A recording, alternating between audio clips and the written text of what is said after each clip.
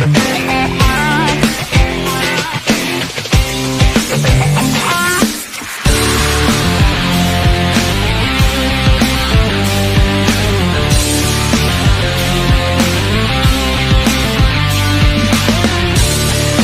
right, so here we are, the stage, Unhinged. We kicked off our first show that we did with which was our New Year's Eve show. That was a lot of fun. Then we brought up a new co-host. John Sonic is with us. So Thank you. Amazing. Yeah, I saw the podcast on New Year's, watched it live. I thought that was a really cool idea. And I remember you were texting in. Yeah, I was. I thought that was awesome. We were watching. Knew there was going to be some Ziggy's All-Star stuff on there. So Yeah, that's true. So welcome to the stage, Unhinged. A little bit about what the vision is here is basically we're going to talk everything Minnesota music. Absolutely. It's just music in general, but we're going to take you from everything from starting a band to way beyond. Now you're probably playing festivals and talk about all the good things and of course the bad things. It's the good, the bad, the ugly. I put that out there a lot because while being in a band is great, it also has its downfalls. And if you're starting a band or trying to join a band, you can learn from our past experiences. Right. And I think we do have a lot of information to share for bands, and also it's just the ongoing scene of what's happening here in the Twin Cities. Absolutely. We want to help everybody's audience grow. These bands, I mean, everybody works hard. We especially know how hard everybody works. Right. You recently retired from doing the every weekend thing. I'm still doing the every weekend thing. So it's we definitely have a lot of knowledge to share. We're going to have guests on the show that have knowledge to share. Again, experiences of both the do's and the don'ts. And also talk about your band and give the general audience something that I've always wanted to do is give the general audience, people who aren't in bands and might be watching this, an idea of what we go through. Absolutely. Kind of pull back the curtain and let them know, everything that goes into it ought to make you appreciate it all the more so. Yeah. I mean, they see us out there on the weekends, some weekdays, depending on festival time, and they see the end result. But there's a whole lot more that goes into that for us anyway. I mean, even things like leaving your family. Yeah. Like last year, I didn't see my daughter one summer at all, or one weekend during the summer, and that was kind of a bummer. But I mean, it's part of the gig. It's part of what we do.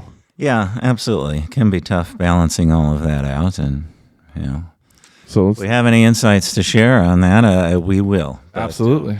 It's going to be a fun journey. We're here to support musicians and local bands, artists, and whether you're a cover act, a tribute band, or original act. Right. We'd love to have some of our great talent around the Twin Cities to come in on the show. Be amazing. Maybe we can get a little acoustic performance or something like that. That'd be awesome. Sometimes. Awesome.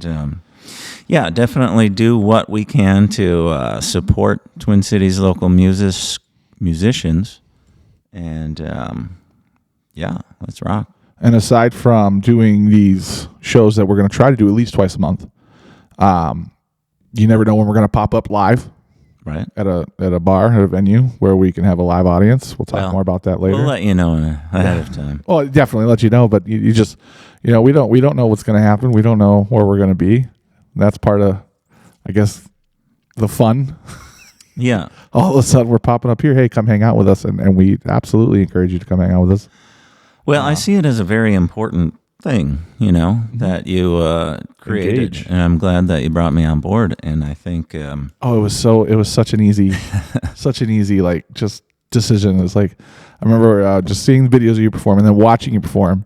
And because I have the pleasure of recording you every time at Ziggy's. And it was just like, that guy's got it.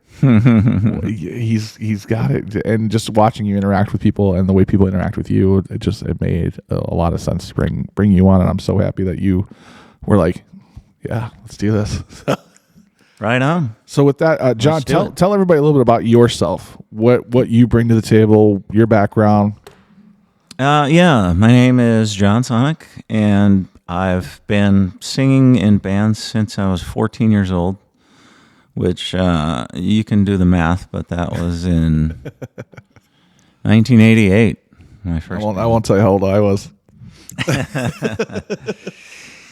Yeah, and learned a lot about the business aspect of being a band, and through all of that time, so I've been in cover bands. I was in a Stone Temple Pilots tribute act, so I got to know a lot of that community, tribute artists. And now running, we did mention the Izzys All-Star Jam in Stillwater every other Wednesday.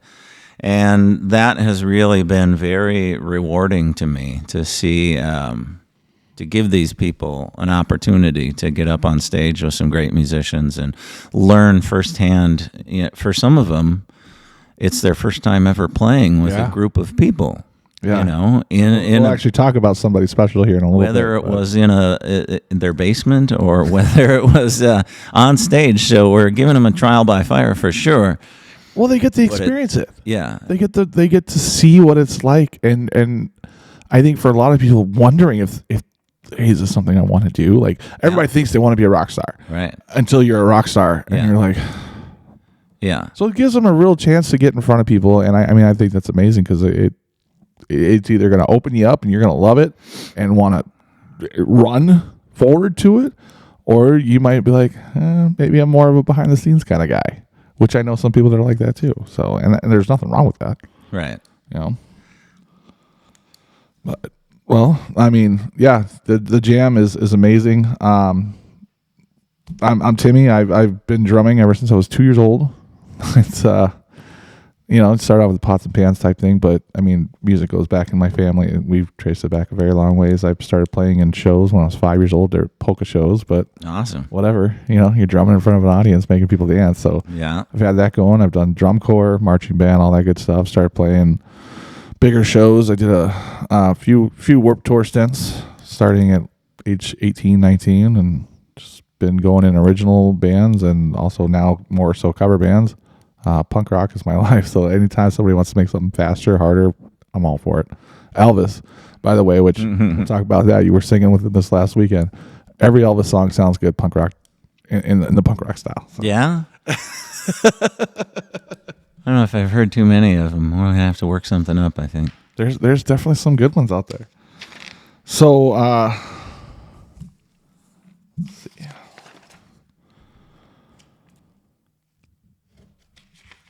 Okay, so let's talk about the jam. Every other Wednesday right now, except for March, it's going to be 2 Wednesdays in a row. Yeah.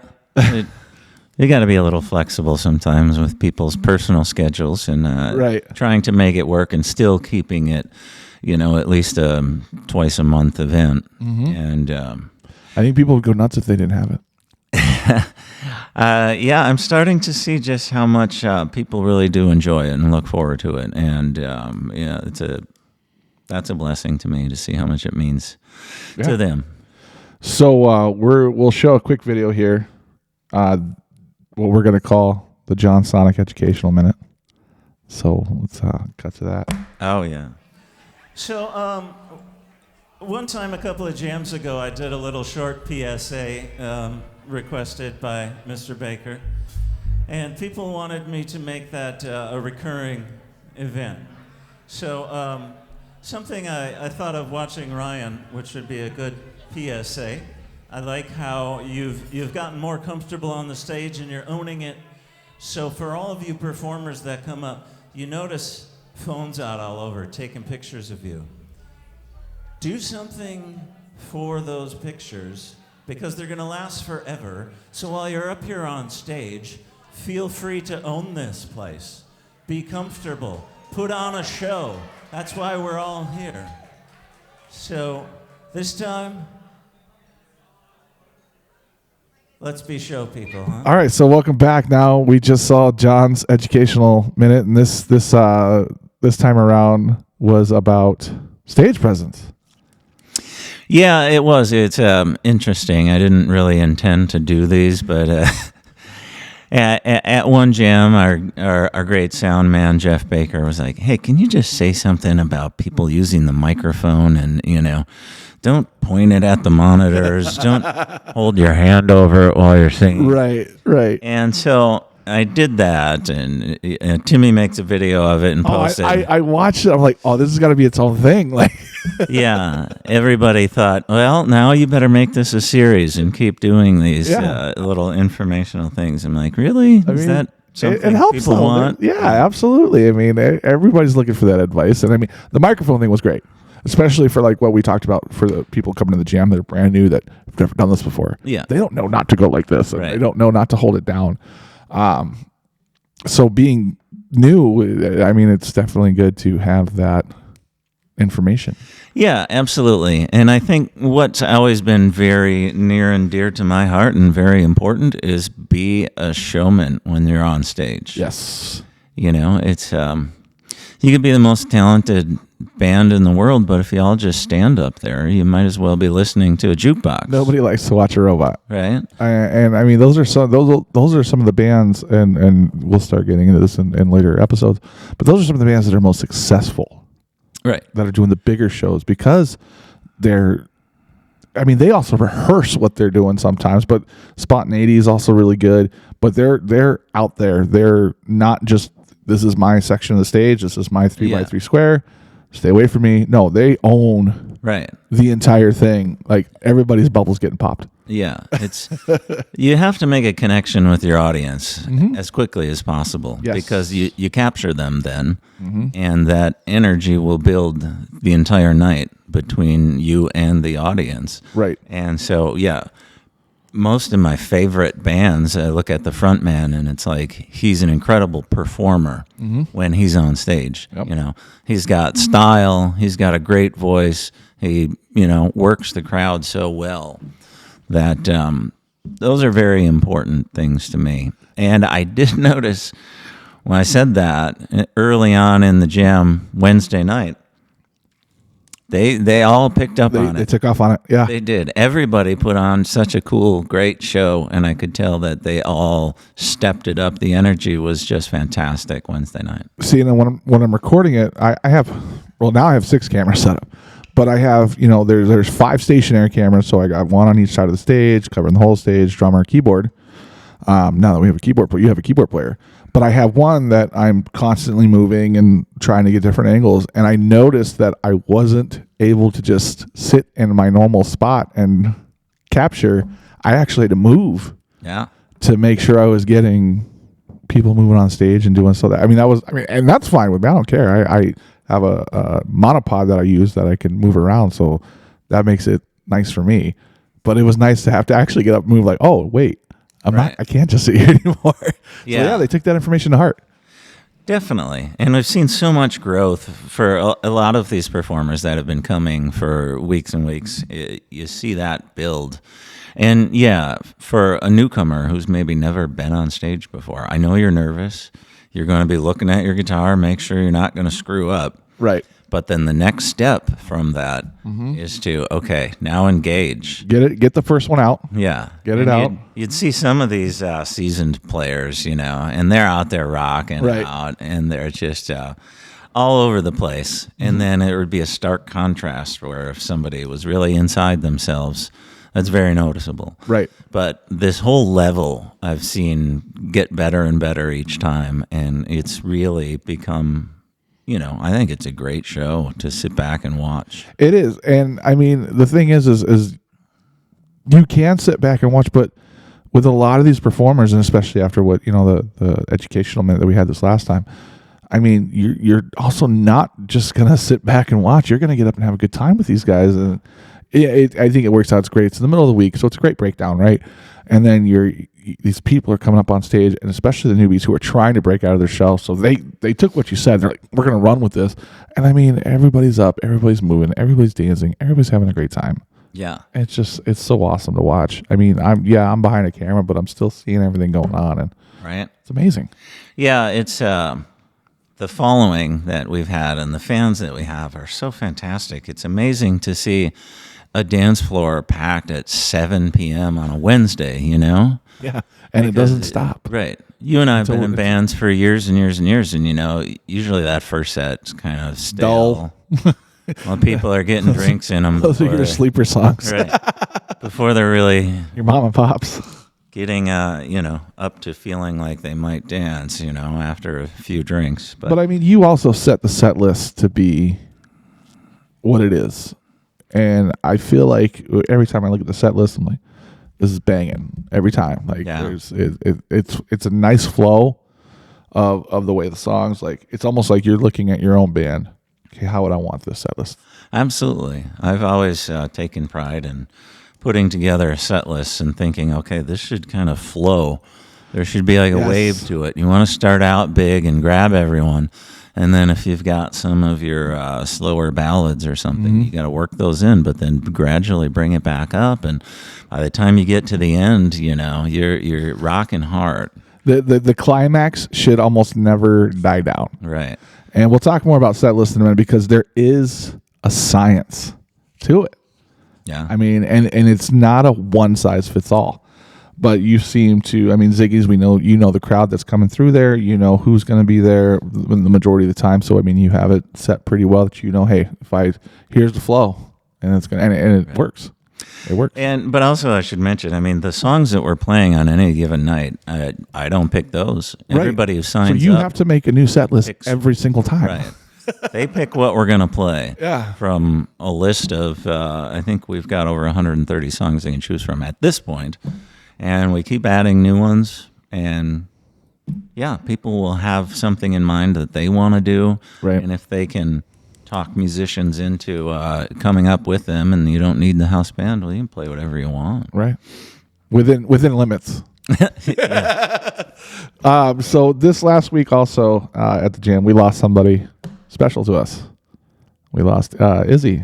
Yeah, we did. That was kind of a. I mean, I remember she's been there since the beginning, Right. and she was there when I first came in back in December. And I mean, she was very welcoming. She was very just talkative and was very interested in what was going on. Yeah. Izzy, she's a great server. And her first day was our first day. And so, yeah, we got to know her, but just such a great, cool girl and a kind personality. Absolutely. And just became a favorite of pretty much everybody that came to the jam. And so we couldn't let her leave without joining the band. So we got her up on stage to sing. And, that was great. So she's forever part of the band now. Yeah, she is. And what I did was, and this was totally spontaneous, is we did a quick interview with her, kind of an exit interview, if you will. Now, I apologize now for the sound. I was not expecting this, so I didn't have any of my lavalier mics. We were using the straight microphones from the camera, so I tried to edit the best I could. But let's check this one out. Yeah, I want to see it. Hey, what's up? I'm Timmy 13 here at Ziggy's All-Star Jam. This is a sad day for us. This is your last night with Izzy. She's been here longer than me, actually. You've been here since it started. Day one. It was my second day. Oh, what was it really? Yeah, it was like my second or first day, yeah. That's crazy. So, you're leaving. Yes. That sucks. I know. So. You've been amazing. What have been some of your favorite moments? Honestly, I have not had a bad week. Like every time that we have this, it's great every single time. I would say that probably my favorite moments are, I'm a server, so like I'm trying to take care of everybody. But my favorite moments are probably when I can, get out on the dance floor and and all that good stuff. And then obviously tonight I got to sing for the first time. Yeah, how was that? I was so nervous. I've never sang with a band before. Really? No, it was my first time. So I will say that if you're planning on doing this, maybe listen to some live versions of the music that you're playing to, because I was only going based off of karaoke versions. And so when I got up there and I heard the live music, I was like, oh my god, it sounds so much different. So that's like a little bit tidbit. If you've never performed with a band before, listen to live versions so you know what you're gonna hear when you're on stage. It's actually great advice. Listen to the actual song, not the karaoke. Not the karaoke version. Live versions are always good. I prefer Yes. live versions. So what are you gonna miss? I'm gonna miss the people for sure. I have met some super amazing, talented people since my 6 months of working here. 6 months of this. For sure the people and just seeing, one of my favorite parts is probably seeing people who have never played together play, and they just kill it. They kill it, and it's like so awesome to just be like walking around with a tray and then being like, oh my god.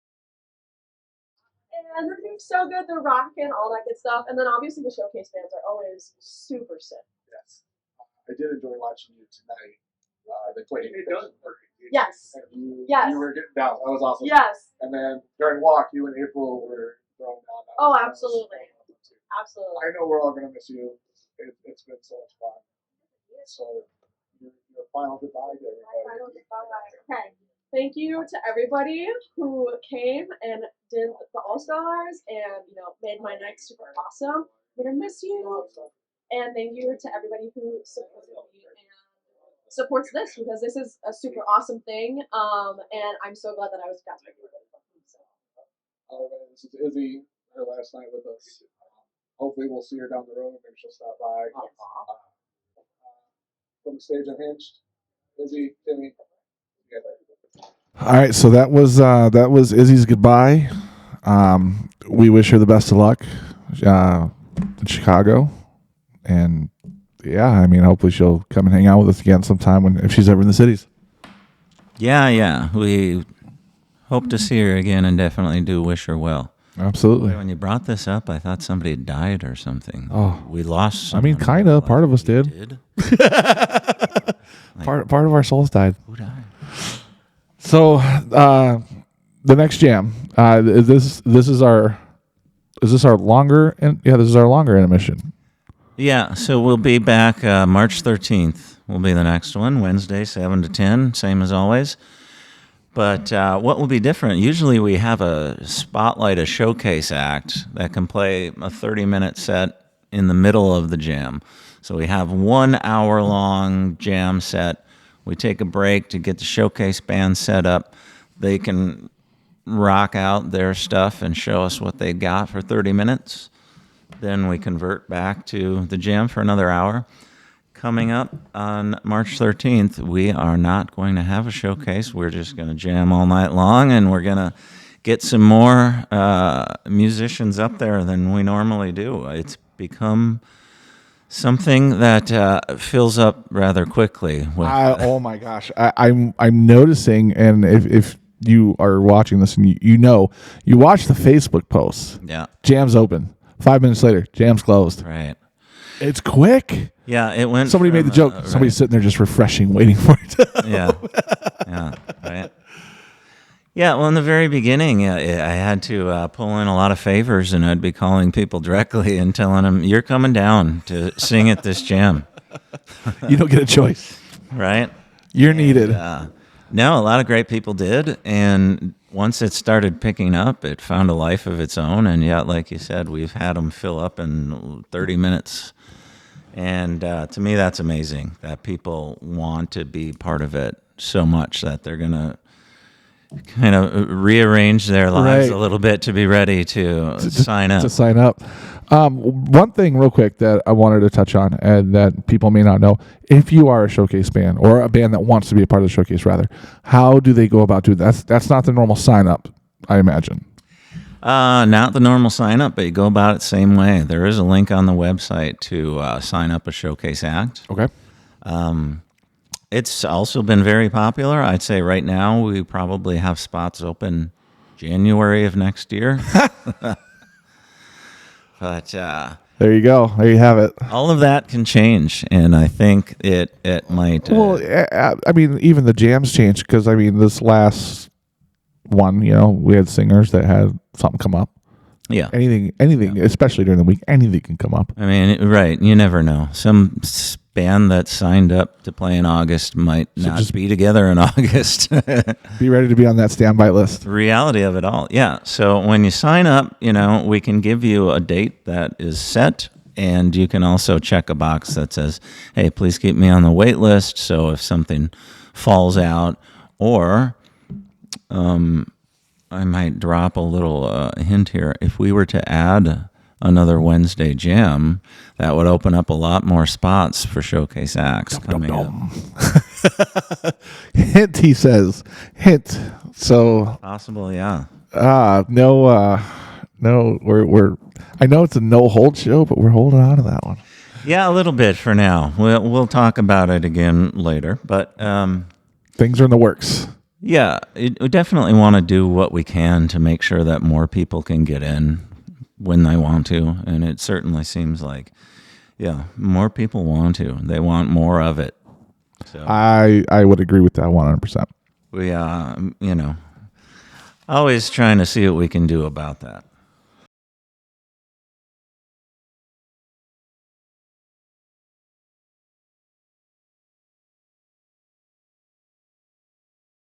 So, moving on now to get into the nitty gritty of the stage Unhinged.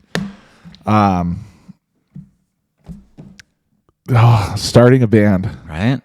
Do you remember starting your first band? Yeah. Did you start it or did you absolutely. join it? At that point, I joined it, but there were years before where, we fantasized and built guitars out of cardboard, Mine was a broomstick. tennis rackets or something. Yeah, mine was always the broom. Just acted a fool because, everybody falls in love with music in their own way. And, but, you're going to grow up around music, but what hits you and what tells you, I got to do that. Right. So it's that inspiration that really is the spark that starts you on a band. And, that, I think the biggest influence of that is seeing a live performance. 100%. You could watch it on MTV 100%. or you could listen to it on the radio, but seeing a live band and It's the energy. yeah. And you it's an get energy that you and can't explain. That tells you, I got to do this. Yeah. And yeah, I can tell you a story. I was 10 years old, and this band here on my T-shirt, they're called Obsession. Okay. They were started from North St. Paul, and I grew up in North St. Paul, and they were playing at our local high school there in the gymnasium, right? So these guys are an original act, and just I was just a little kid, went and saw that, and blew me away. I'm like, this is awesome. Yeah. I need to do that. And as time went on, it comes out what you think about what position you want to be in the band. And I always just felt like, I'm going to be that lead singer. You definitely got it. And There's no question. Years and years of researching singers and deciding what you like and what influences you and what you feel works well, what you want to try to adopt and make it part of you. And so, the first band that I joined was in 8th grade. Okay. And so at the end of the year, we had the school talent show. And a buddy of mine and myself, we are the MCs. And I don't know if you remember this bit from Saturday Night Live way back in the day. It was Dana Carvey and Kevin Nealon playing Hans and Franz. Yes. So they are these big bodybuilder guys, are going to get you pumped up. So we ripped off their act, and we MC'd as Hans and Franz, and want to pump you up. So we did the show, and some of our other friends had started a band. So they played a couple of songs. And it wasn't long after that I was asked to to sing because I don't know, they didn't want their singer they had. And, tried out doing that and just thought this was the greatest thing. I remember the first song that I ever learned to sing with the band was Welcome to the Jungle by Guns N' Roses. How hard was that? I feel like that's one of Axl's tougher songs. I was kind of a late bloomer, so I think I hadn't really even hit puberty yet. Made it a little easier for you? Yeah, I think it was easier. But then, you spend time and you learn about how those tones came to be. How did Axl Rose become Axl Rose? He didn't always sing that way. Right. And you fiddle around with that, and I always tried to learn to, as a cover singer, do my best to adapt and emulate the style Right. of the person I'm performing as. Because, I don't know, maybe part of it is I always felt like nobody wanted to see me sing these songs. They wanted to see the real person sing the songs. Right. So you try to just give them that element of, sincerity or what they hope to hear. And something we'll get into. I feel like as a singer, you don't have a lot of room to really improvise. Like as a drummer, I as long as I'm keeping the root of the song, I can throw in a fill here or change a fill here. You as a singer don't have that option. Well, I think because of what I said, trying to be what people are expecting, they want to hear it played the way it is on the radio. And sometimes that makes it more of a challenge because a lot of singers, even of their own songs that they wrote, they're cheating them when they're doing it live. Yeah. And they might sing it in a way that makes it easier for them to sing all of these songs, and maybe they're up there 3 hours singing. They want to get more mileage out of their voice, so they're finding ways to sing it differently. Maybe sometimes they're even bringing it down a key or something, Going lower instead Right. of higher. I notice that one a lot. But, if you do that live and somebody comes and sees that you just did it in a lower key than it was recorded, well, they think you're not a very good singer. You couldn't even do it the way he does. And I think for that, it's just people that don't understand. Yeah, and that's When you're singing that much, it's a muscle, and I mean you gotta make sure that muscle is working top notch. Yeah. So you have to make changes, and sometimes I've seen bands change things live, and I'm like, that's actually cooler than what you did on the record. Like, Right. I like that. I like that version a lot, but why wasn't that there? And there's a saying is that records, when you're recording, they're never done. They're just given up on. Because you can always go back and put it's like at some point you just got to give up on it and send it packing. Yeah, let it be. But so I mean, starting a band, it's not easy. No. It's not easy. It takes work. It takes commitment. It takes time. I mean, whether it's a cover band, whether it's an original band. Yeah, I feel like an original band might be maybe a little bit easier than a cover band because an original band, you know exactly, like, I'm going to do metal. I'm going to do rock. I'm going to do grunge, whatever it is. So you are able to find those like-minded people that want to do that exact same style as you, and it's going to flow. Yeah. Being in a cover band, you have a lot more choices to make. You have to decide what songs you want to do. Do you want to be more poppy? Do you want to be more rock? Do you want to be more country? There's so many avenues. And I mean, mixing them is also an option, but then now it's like, okay, how do you mix it and find a flow? But then you, kind of like what we were talking about earlier, is you want to make sure that you're building a show. Right. That's the most important thing, is building a show. Like if you're starting a band or joining a band, whatever the case is, I always had the notion of thinking of your future. So like if I'm going through songs and deciding what I want to bring to a band, it's like, okay, imagine what it's like live.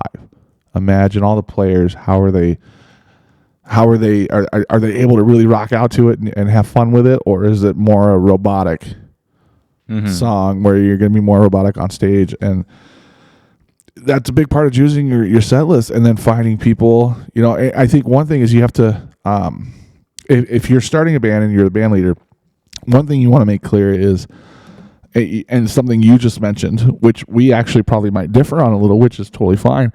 Are you going to do it exactly like the record that was originally done, or are you going to kind of keep the root of the song? Obviously, you're going to keep the guts of the song, but maybe make it your own a little bit, because that's going to make a difference too on who you're bringing into your band. Because there are some people that will not deviate, and that's for whatever reason that might be. They just want to do it exactly how it's written, and that's fine. I am more of a person who says, let's make this our own. How can we add the crowd? What cool things can we do? And oftentimes what I'm actually end up doing is I will try to find a live version of a song. Oh, yeah. And if I can find a live version, and I'll listen to that live version and kind of see what's different and see what they're doing live. And a lot of times that's what I'm taking from. Because the live version, I mean, obviously there's a reason why that band would take Poison, for example. Look at some of the ways that they do their live songs, like when they break down Nothing But a Good Time. He does a little bit, extended in the middle, but he's working the crowd and he's having fun with the crowd. And to me, when you're doing a show, stuff like that is so important. Because you want your crowd dancing and everything, but I've always had the notion that I want to give my audience a concert-like feel as well. Because we get a lot of bands that come through Minnesota, but we also don't get a lot of bands that come through Minnesota. So we might be playing that song with a band you've always wanted to see, but haven't. So we want to make you feel like you're at that show. What are kind of your thoughts on that? Well, no, I agree, and I didn't want to sound like I'm very rigid as it's got to be performed like the record, but it's people. Oftentimes you have a very short first impression that you can make. Extremely short on a potential fan of your band. So I think oftentimes they judge your ability based on if you sound like that band, right?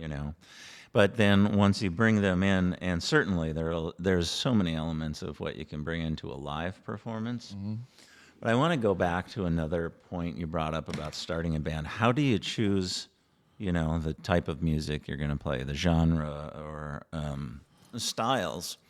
And I think it really, from my point of view, I feel like it should come from what made you want to do this in the first place. Your influences. Do the stuff that you love and always have loved, because that's going to come out of you. Right. If you choose something that you're not even interested in, like, I'll say it, I don't like country music. So if I were to... I think a lot of people are going to agree with you on that. I don't mind some of it, but... If I were to say, I'm going to audition for a country band, and I'm going to take that gig because... these are established guys and they make a hell of a living, doing this. I wouldn't enjoy it. I would be using music as a business. At that point, it truly feels like a job. Right. Yeah, and that makes a lot of sense too. Or the other thing you could do, and I'm actually seeing a lot more bands kind of do this, is take a style that you like. If you really like rock, but these pop songs are going to work. Oh, sure. Rock them up. As long as you do a good job and you're not butchering the song, people are going to like it. People are going to enjoy it because it's kind of a fresh take. Sometimes you've heard that version so many times and you'll hear people say, oh my God, that song is so overplayed. And then you bring kind of a fresh take on it and they're like, oh wow, that's actually really cool. And all of a sudden they're singing and they're having fun with you. So that is an option too. I know my band that I'm in now, we take a lot of country songs and we rock them out more. So, you're not getting the banjo, you're getting full electric guitars, distortion. And that's just what you're getting. That's what we do and that's what we enjoy. And it works as long as it works. And that's the big thing, is it has to work. And a lot of times I think you'll hear it, when you're in rehearsal, you're in practice, you'll start playing something like, that's not doing the song any justice. Right. Doesn't sound that good. Let's on to the next. So I agree 100%. Is make sure you are enjoying what you're doing. Because if you're not, yeah, it's a job. Right. And back to the initial spark, starting a band. Of course, ideally, you take a few of your buddies and you pick what spots you're going to do. You go get some crappy instruments and you suck at it. You suck at it for a long time, but you keep practicing and you take lessons and you learn and you get better. And, all of that growth makes you so much better as a musician. Absolutely.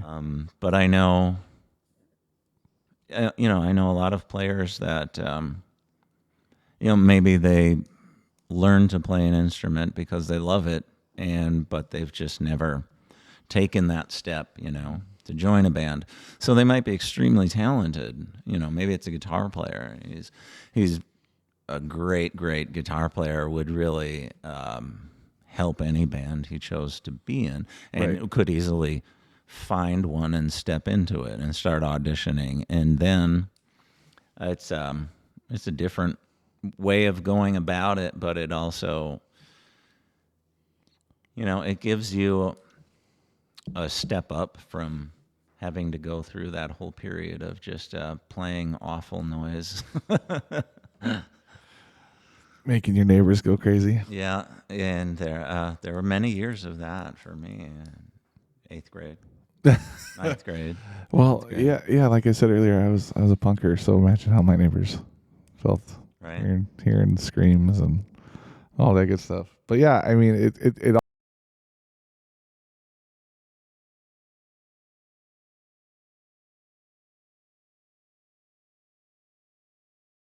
all boils down to do what you love.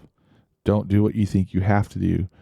And if you think you have to do it, find a way to do it in a way that you love. Yeah. Otherwise, you're never going to enjoy it, and you're just going to want out. There's so many people, I don't want to do this anymore. Why? I'm not having fun. Why are you not having fun? Because this music sucks. Okay. That's kind of your choice. You can change it. Yeah. You can change it. If you started doing this because you loved it, then you should find a way to love it again. Always go back to that love. It's so important. I mean, I know that even I hit a while there where I was like, why am I drumming? I mean, I love drumming. That's I live and breathe it. But and this is actually recent. I'm like, what am I doing? I don't want to do this anymore. Well, and you and I talked about you have all of these different outside influences too. You've got other things going on in your life. We're doing this for fun, so most of us have a full-time job on top of that, and families that we want to spend time with, and you get taken away from that. So it's then you just have to find balance. But see, for me, I can't remember what it was, but like last night was great. We and this is just to go off of what you had mentioned earlier is going to that live show. So last night I was at Pennywise and Dropkick Murphys, two of the bands that have been my biggest influences, and just watching. I mean, I always watch the drummers, obviously, and just watching them go at it and watching the crowd, watching the band. I'm like, that's why I do what I do, right there, because I hope for that same energy, that same interaction, reaction. So do what you love, and if you are questioning it, then sometimes you do need to take a step back and ask yourself and find out what it is.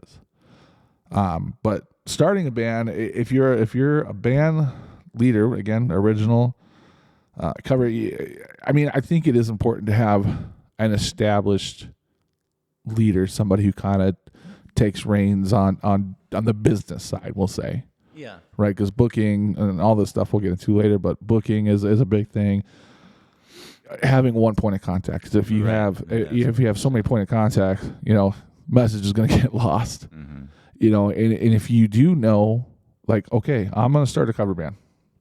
This is what I want. Communicate that effectively. Don't, if you know in your heart, you've made up your mind, we're doing these songs, we're doing it this way, then communicate that. Don't blow smoke up people. And I'm experienced speaking. Don't blow smoke up people to get them in your band because you want your band to take off. It's better to take the time to find the right players that are going to fit what you want to do and that are on board with you. It's going to be less friction.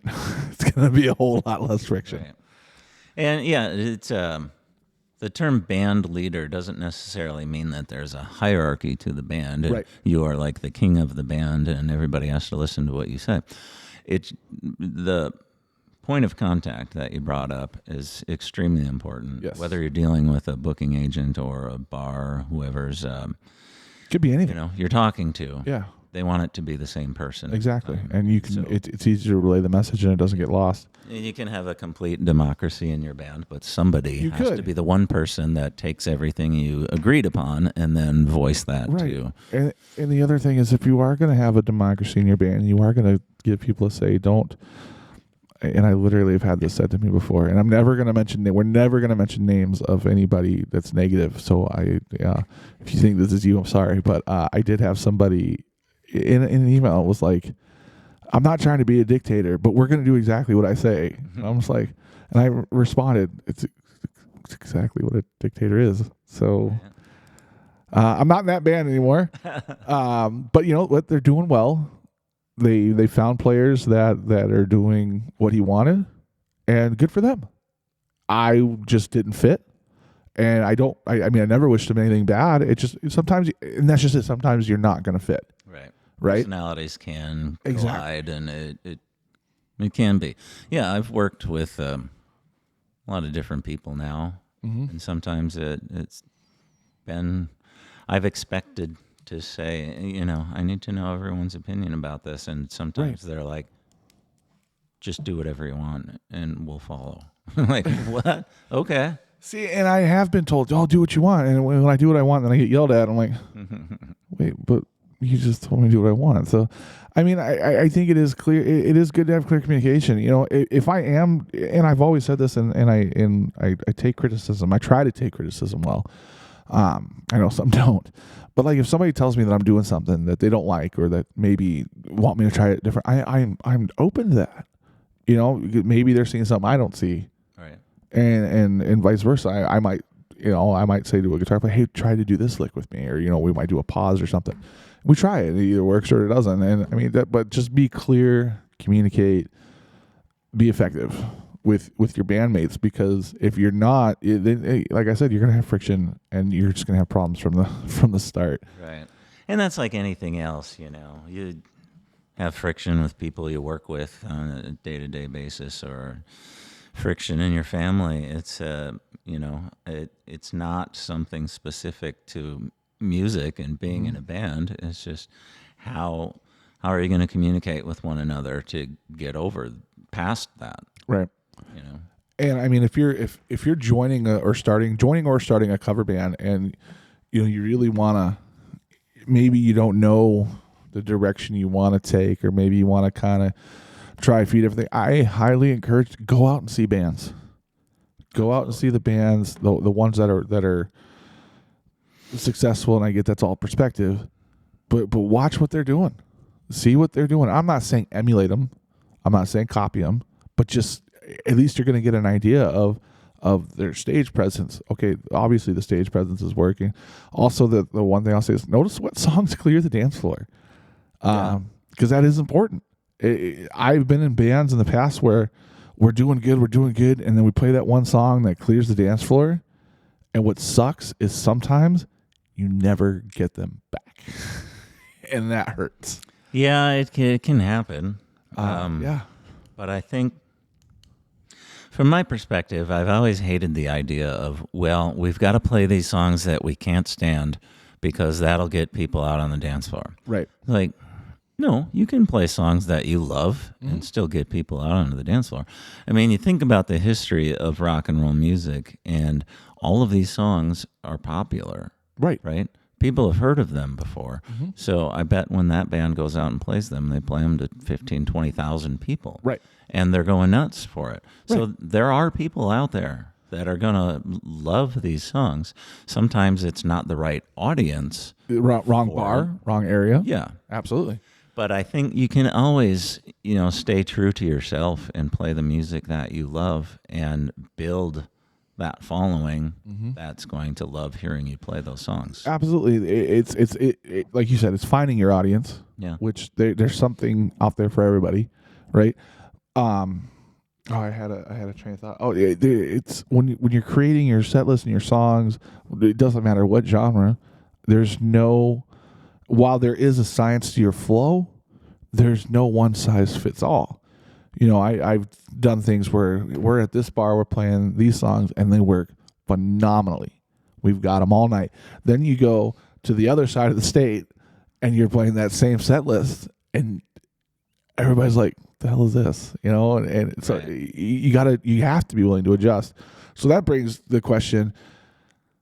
I mean, an average set list is what, 40 to 45 songs for a 3-hour set? For a night, yeah. So, I mean, when you're starting out, how much do you think that would you recommend saying, okay, we got our 45 songs, or would you say learn 60 and Absolutely. adjust on the fly if needed? Because you might be going one direction with certain set of songs, and this could be any genre again, but you're like, okay, they're not liking these ones. Let's try a couple of these ones. And if while you're working your way up to that 3-hour night, there always are these opportunities around, like being a showcase act in the middle of a jam, Where you can really test it. There are more than one jam. They're all over the place. They are. And they have showcase spots. Two of them I know for sure. Are the Ziggy's being Right, one of them, and so obviously, in January of 2025. You only need, once you're up to, heck, 5, 6, 7 songs that you feel like really represent who you are, go play one of these 30-minute showcase spots. Try it out. Yeah, you see how it feels to be up on stage with your band and how people are going to in front of an respond to you. audience. Right. Extremely important, because what you're playing in your garage and what obviously, like I said, I always try to think about the future, but what I think may not be reality.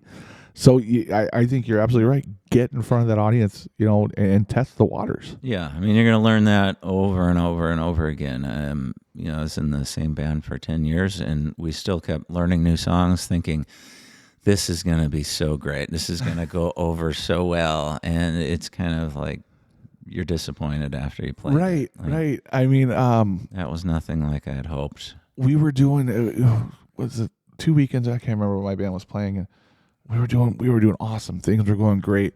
And I mean, we got to an AC/DC song where normally everybody gets up on AC/DC. Like, everybody's ready to rock. But for whatever reason, that night, it didn't work.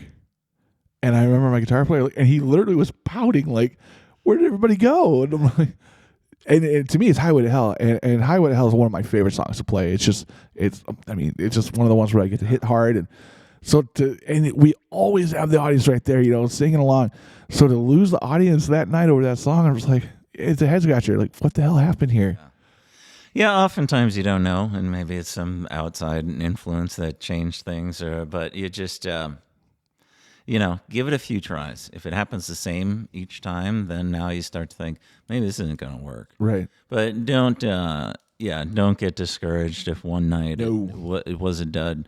And the adverse can be the same as well. Like, we had a song, Boys Are Back in Town by Thin Lizzy. Love that song. Never would have expected this massive group of 21-year-old dudes to be out rocking out to this song, because I'm like, you guys know this? Yeah. And sometimes you're really shocked. Right. It's like, I thought you'd just refer to us as people from the 1900s.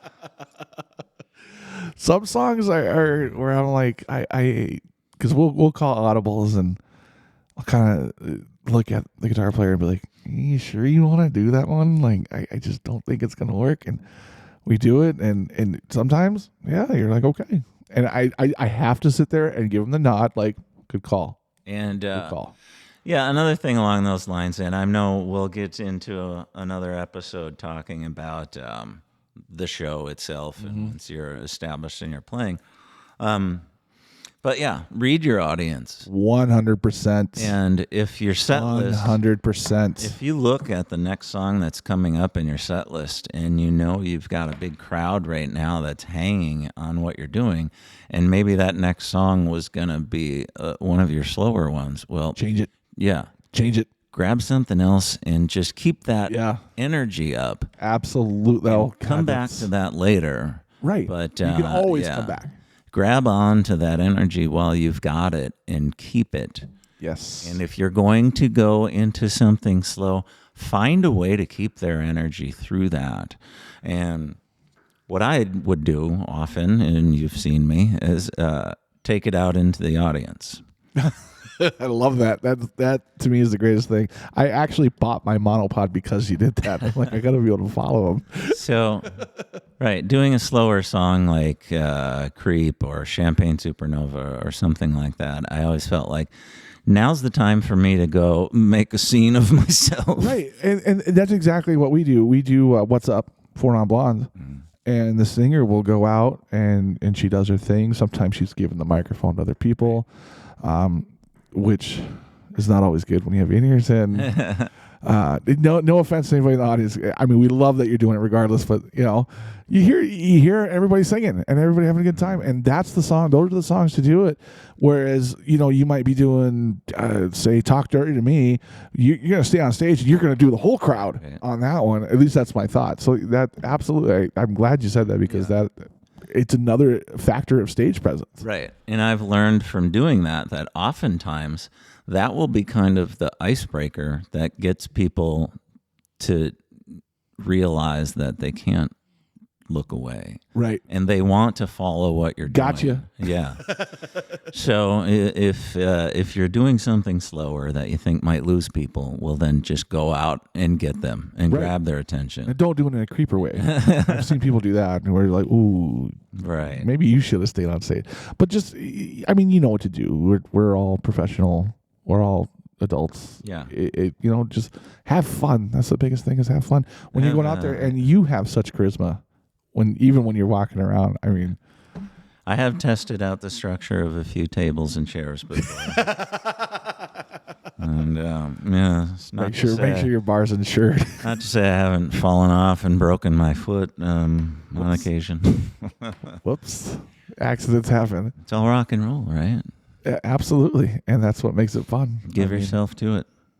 So also with starting a band, and I know we talk about cover and original, but I'm kind of leaning more towards cover. What I'm saying, or what I'm going to say here is, you need to establish how much free time you have. Because some people's goal is to play 1 or 2 times a month, and that's totally fine. Some people want to be playing Friday, Saturday, Sunday, every weekend, right? And that's also fine. But if you're like us and you're married and you have the potential for pissed off wives at home or husbands or whatever the case, because you're not home. Well, yeah, and that's just another thing that you need to communicate when starting. Absolutely. Okay, what's our target? How many times a month do we want to play? Where do we want to play? How far are you willing to travel? Right.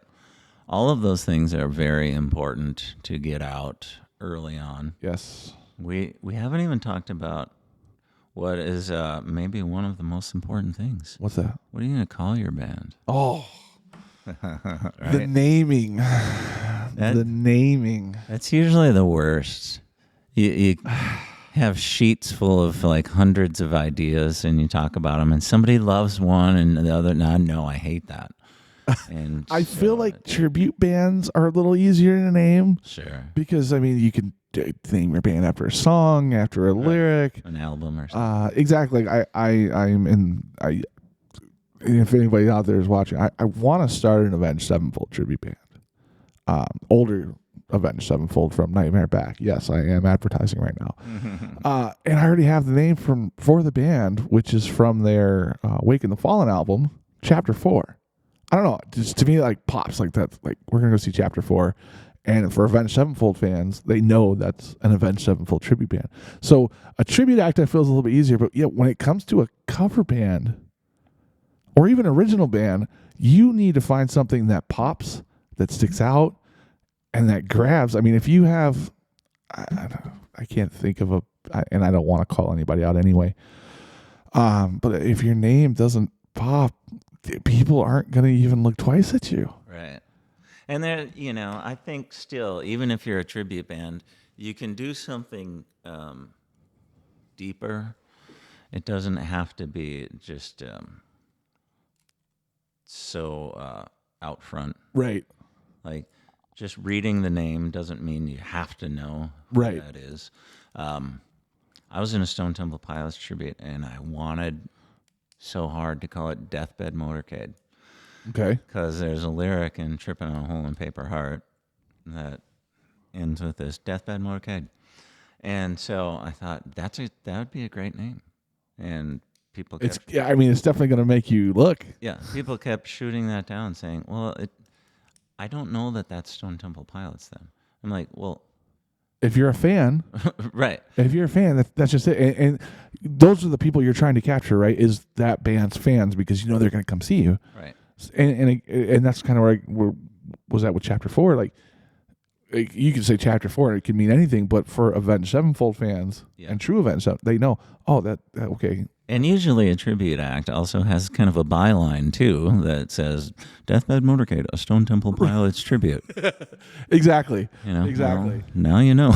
So, the naming of an original band and a cover band, I guess it's fitting. We'll talk about my punk cover band, which we have not played since before COVID, Strike 13.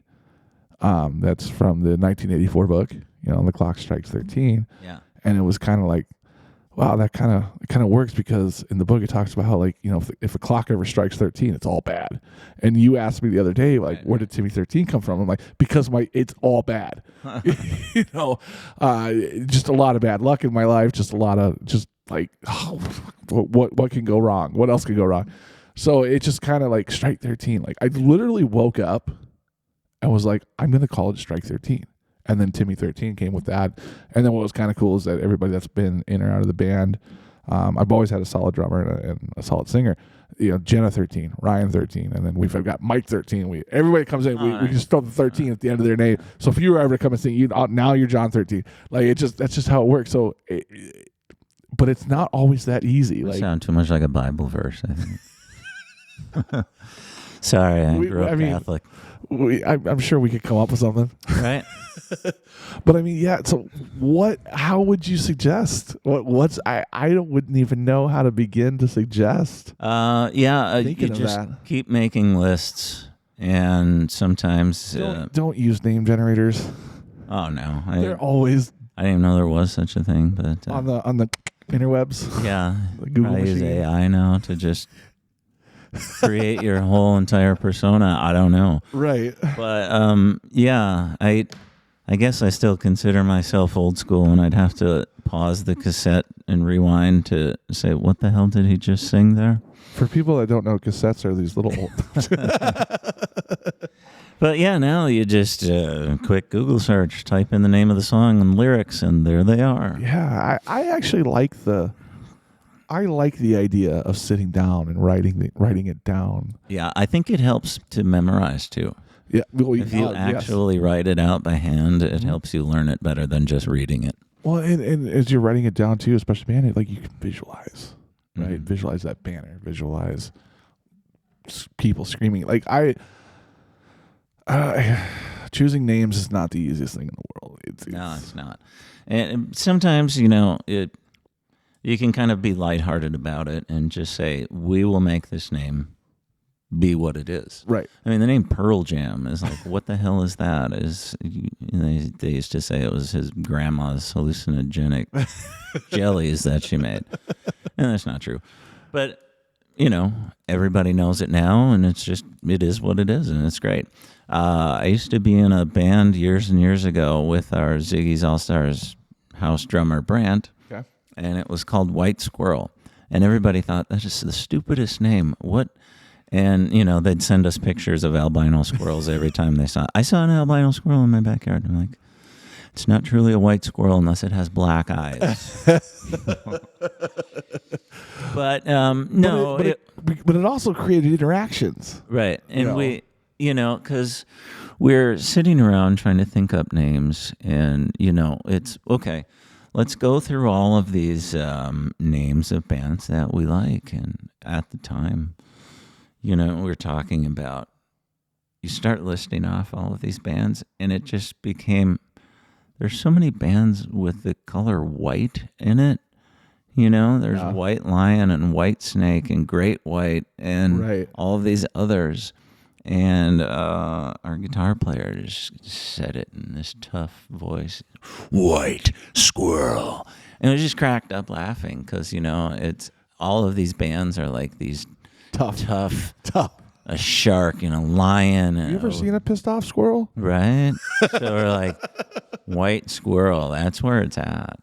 Seems pretty cool. And that's just it. So you guys had fun with it. Right. And in turn, you did have reactions regardless. People are sending you pictures of white squirrels. Yeah.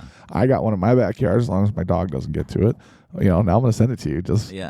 It doesn't have black eyes though. I remember thinking we'd really made it because we were playing this gig on St. Patrick's Day.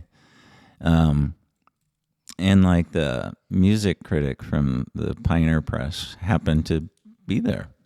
Nice. And so he wrote up a bit about the band, and he was like, yeah, real great band. Worst name I've ever heard in my life. Like, I bet you he better than being the other way around, I guess. Bet you still remembers you today, though. Yeah, probably. Yeah, that's better than hearing worst band I've ever seen, but the greatest name. I think I would rather have the other. Right. Absolutely. So yeah, I mean, take time. Don't. I always say like that's not something you want to rush. Unless you have something that is stellar. But I mean, like, take your time. Think about it. Yeah. And Pearl Jam wasn't Pearl Jam when they first started playing. They were Mookie Blaylock. Oh, I mean, how many names did Guns N' Roses go to before they became officially Guns N' Roses? Yeah. Hollywood Rose. Yeah. L.A. Guns. L.A. Guns. And that's definitely important. So yeah, I mean, there's kind of a lot that goes into starting a band and not just starting, but joining a band, and you can do it at any age. I mean, we're seeing people at the Jam that are coming out that are in between mine and your age, playing right, and they decided that. I mean, that's actually how I met my wife. Is she decided that she wanted to learn how to play drums, and she walked. She came to the store that I was working at, and she doesn't drum anymore, which is fine, but you're never too old. Right. You're never too old. And that's just it. How do you start a band? Well, decide you want to, and then do it. Yeah. Do some research. I mean, you got the Google machine. It's a big helper. YouTube's a big help. I mean, there's YouTube videos on everything, including this one now. Yeah. So, yeah, I mean, starting a band is really just that spark that gets everything going. It's like, this show, here's our first episode here. So absolutely. We don't know what it's going to be, down the line. God willing, we're still doing it down the line. But just like a band, you don't know what it's going to be, but start and learn and find out and see what it takes. Go out to shows. Yeah. When you go out to shows, watch what other people are doing. Get there early. Yes. See what happens, how much work they put into getting set up. And, there's so much that goes into it. As a singer, I got to say this, too. I hate the damn memes. As the drummer who also does sound and lights, let's say the singer just walks in with his microphone. Because nowadays, I had to cart around our in-ear monitor rack. Yeah. And, you've got banners to set up. And you've got whatever else that goes along with it. If you're playing, you're going to be playing a tambourine or maracas, or you're going to be using a megaphone or whatever. All these other elements. I've got a crossover jam-packed full every time I went to a gig. Right. And, I wasn't just setting my microphone down. Well, and that's true. That's absolutely true. But like for me, for my band, if I know that I have to do everything and our show starts at, let's just say 7, I'm getting to the place at 2:00 because I have to set up my drums. I have to set up all the speakers, the lights. I also run everybody's in-ears. Right. So, I mean, you got it all. Yeah. And it's a lot of work. That's why you got that big truck out there. Oh, that truck. That's my baby. And yeah, she pulls the trailer like it's nothing. But understand, it's a commitment. It is a commitment. I mean, you get these shows booked. I mean, Right. You got to hold true to what you say, because if you screw up on one or two, these bars are not going to want to call you back. So make sure that you're holding up your end and you're doing what you're saying you're going to do. Know that you have to practice. Right. It's a lot of commitments. You have a commitment to your bandmates. Yeah. First of all, you're going to show up. You're not going to be wasted and fall off stage in the first song. And that's a whole nother episode in itself. But also, you're right. You have a commitment to the bar. You're there to sell drinks as much as they are. Absolutely. So make sure that you are bringing in the money for them. Yeah. You have a advertise. Yeah, the fans, the people that are coming in, put on a good show. Yep. Make them entertained. And we'll talk about all that in our next episode, which is actually marketing.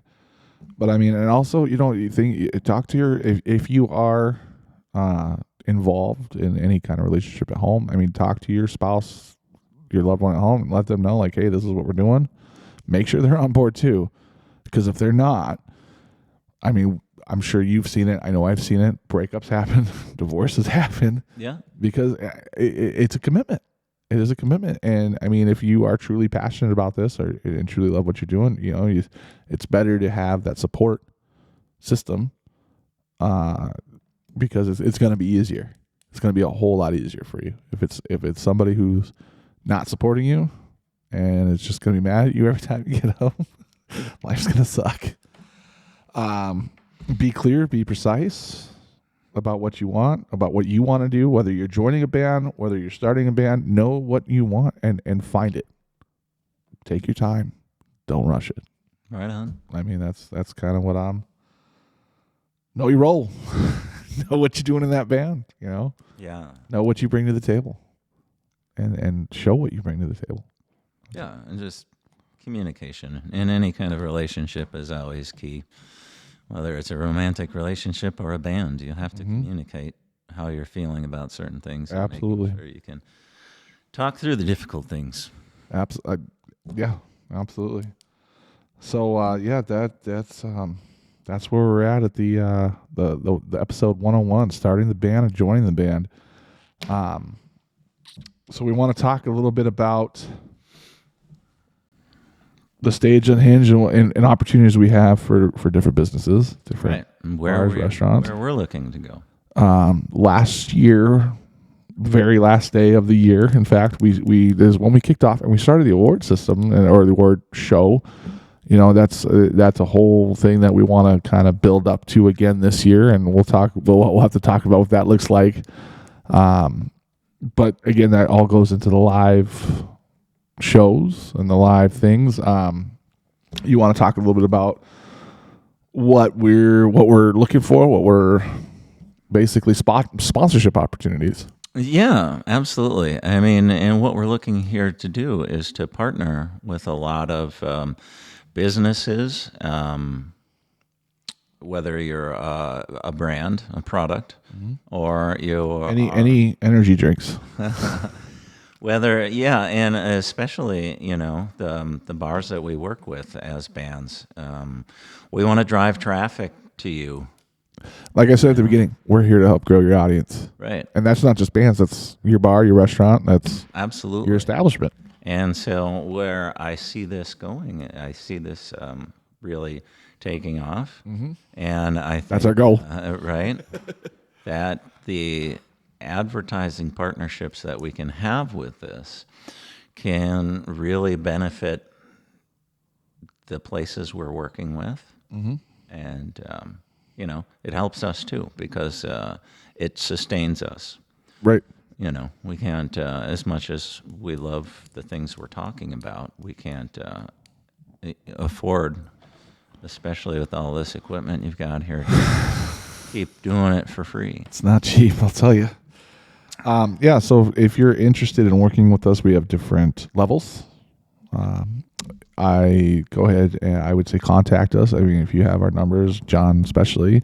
Otherwise, we do have an email at info@thestageunhinged.com, and that'll be forwarded to the correct person. I think we could put this on a website link too. Yep, absolutely. We actually have a whole. We're working on the website. We'll have it launched soon. We do have a whole spot for sponsorships, which that you could be on it. You could be featured on that page. We again drive traffic. That was a great way to put it. We want to drive traffic to you. We want to help you, and it's helping you help us help you type situations. That's how I feel about it. Absolutely. So, well, on that note, do we talk about our first one or wait until next month? let's if you've got their show schedule, I do. so let's go ahead and give them a shout out. Yeah, our very first sponsor is Ziggy's Live Music in Hudson, Wisconsin. Such a great place to play. Right? I love their elevator too. It does help whenever you got As a to go to drummer, the second I floor. love their elevator. Play a lot of those clubs where you've got a narrow hallway up 2 flights of stairs. We won't talk about the one bar because I said I will never mention names, but the stairs. Yeah, but yeah, and so Ziggy's Hudson is a great place. I think they really support live music. 100%. That's what they're all about. Everywhere you see it on the backs of their shirts, it says "Love Live Music," and they really show that they do. They back that up in all that they do. And so, as part of their sponsorship plan, we will talk about upcoming events that are going to be at Ziggy's. So the bands that will be playing there from now until our next podcast is released, we'll talk about next Friday night.